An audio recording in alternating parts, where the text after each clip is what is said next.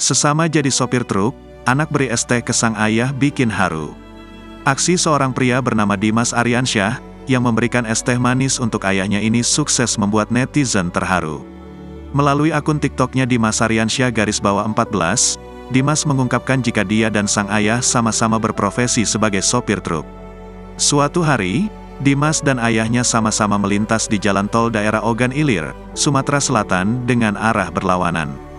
Dimas yang memakai baju warna kuning, memarkirkan truk hijaunya di pinggir jalan tol dan langsung menyeberang melompati pembatas jalan ke arah truk putih tempat ayahnya. Dengan penuh hati-hati, Dimas membawakan plastik berisi es teh manis untuk sang ayah. Senyum di wajah Dimas tampak semeringah tatkala bertemu dengan ayahnya di jalan. Ayahnya pun tampak semeringah diantarkan es teh manis oleh anaknya. Momen pertemuan Dimas dengan ayahnya di jalan tol pun sukses membuat netizen terharu. Beberapa bahkan tiba